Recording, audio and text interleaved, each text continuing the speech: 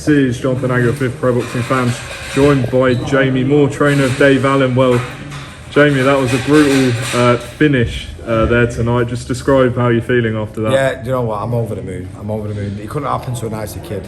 And he's had his ups and downs, Dave, over the years. And you know, he's sort of been in a few different situations where he's nearly walked away from the sport. But he's persevered, he's gone away, he's come back, he's gone away, he's come back.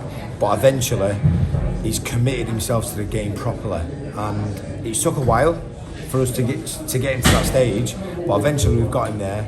And you know, circumstances are different. You know, we've got kids now. The cause is sort of that greater good, but I'm so over the moon for him. Going through. Take care, boys. All the best. Yeah. God bless. God bless. John, take care. Take care, John. Mate, take care. All the best. God bless, man. Cheers very much. Cheers. Take care. God bless, man. Thank you. Cheers. Thank you. Just a bit of respect with Johnny Fisher, another great guy in boxing. I've got so much respect for his team, lovely guys, and Jimmy Tibbs. Like, I met Jimmy when I was 14 years old in Tenerife. I was watching Nigel Benn training for the Eubank rematch, and I'd only had one fight and lost it, and I was obsessed with Nigel Benn, and I was obsessed with Jimmy Tibbs, and like this boxing game's mad. The way it just comes full circle, and I'm ended up in the opposite corner to the guys. You know what I mean? It's just nuts. Just going through the rounds, you know, up to the 5th round, probably most people had Fisher in the lead, but did you see the writing on the wall? Were you prepared for that kind of stop? I knew, the same as the first fight, really. I knew, with someone like Johnny Fisher who punches unbelievably hard, you can't take risks early on. And someone like Dave with so much experience is the sort of worst type of opponent for someone like Johnny, because you need to draw the hands out. Johnny's ideal opponent was someone who comes out and lets his hands go, and he finds them gaps in between. Someone like Dave, who walks in with his hands tight and he's sort of defensively acute, and he's tough as well. All he's got to do is bide his time, wait for those opportunities, because eventually they will come in areas. It just depends when. And I said to him, patience, walk him down, drag energy out of him. As soon as you start to feel him slowing down, and he doesn't punch all the time when you're in front of him, then start giving him a little nudge, let your hands go. And in all honesty, he pulled the game plan off to a T. And just on, you know, Dave, one of the good guys in boxing, like Johnny Fisher. You know, hero, innit? But he was saying, I think earlier on, that you know he can now get the ensuite he's been looking for. He's you know, signed with Matchroom again. Why not?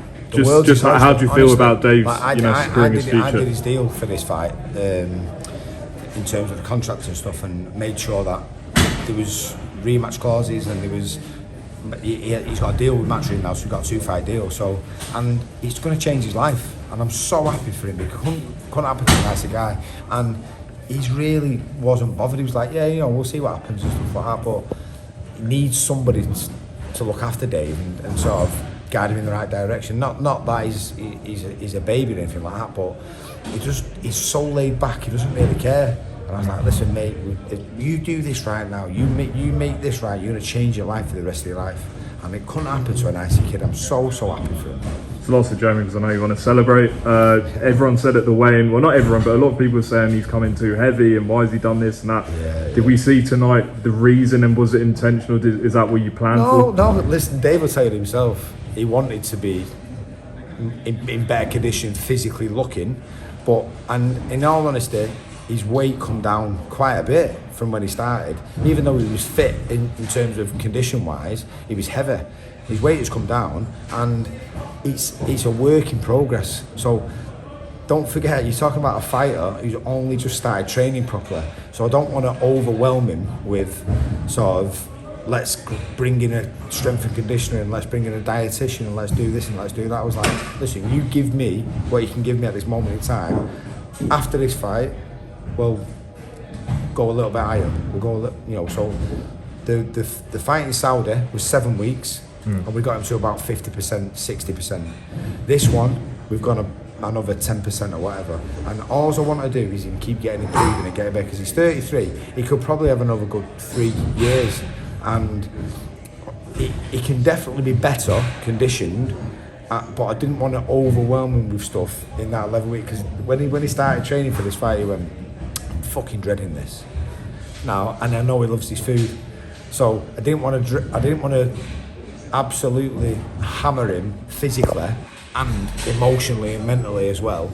I thought you need to do it in stages, and listen, I couldn't have asked for any more the way he applied himself. But we'll get on the diet. We've got one of the best dietitians working with us in Kerry Case. We've also got Carl Evans, who's one of the best in the world. So the world's his oyster, it really is. Just actually last one on Johnny. If you were his team, his trainer, what would you say? What would you advise him? I went and spoke to him afterwards, and I was like, listen, lads, like, commiserations, this is the nature of the sport. I said, but guys, honestly, he was probably a bit too early. And I said, the only difference, you're a good fighter, Johnny, the only difference is listen to your team, don't be disheartened, and just experience. From this point here now to the point where you succeed, all you need to do is gain experience, because Dave's well experienced in all areas of the sport, and changing rooms are awful places after someone's lost the sport. I couldn't not go in there, because I've got a lot of respect for the whole team. Jamie, appreciate your time. Enjoy tonight. Cheers, well done.